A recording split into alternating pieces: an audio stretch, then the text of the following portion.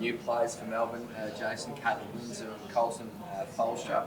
How excited are you to bring these lads in? Can you tell us a bit about them? Yeah, no, we're really pleased with the outcome.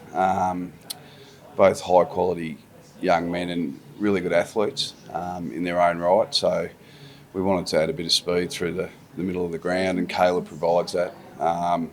And Colton, at the moment he's just that medium forward, but he has the ability, I think, down the track to pinch through the midfield with his athletic profile. But what you get is a player who is a really good teammate, plays his role really well, and he can hit the scoreboard, and he can be a real connector for us. But just really excited to bring both those boys in, and we probably targeted the two of them, so it was a good result. Colton's got a bit of X factor about him, clearly.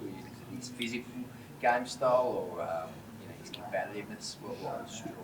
Yeah, it's interesting. As a bottom major last year, if you look at his background, he's coming from a little way back, just with the amount of travel he has to do and all that. And he came into the Colts in the early rounds of last season and really exploded and hit the scoreboard a lot. And then this year he's come in and he's played predominantly league footy and played a role for his team. And so he probably didn't hit the scoreboard as much, but he showed a real discipline in the way he went about it, and he's got an aerial game, a ground game, and he can mark it.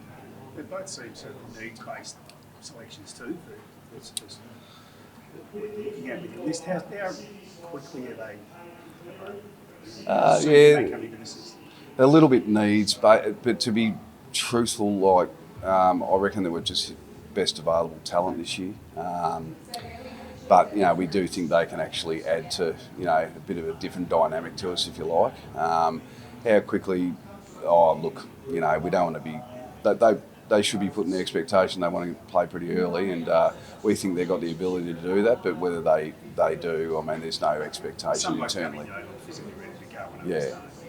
Yeah. Well, and you'd suggest that Colton would be, but he's got a lot of growth in his athletic profile to go too, because he's a boy that's moved down from Esperance and stayed in. Even though he went to agricultural school, he was away from home for a number of years. He still, he's just learning the ropes of how to look after yourself and get the best out of yourself with your diet and the like. And we're really excited by what he can become. And so I suppose the ceiling on whether they can play next year is who knows.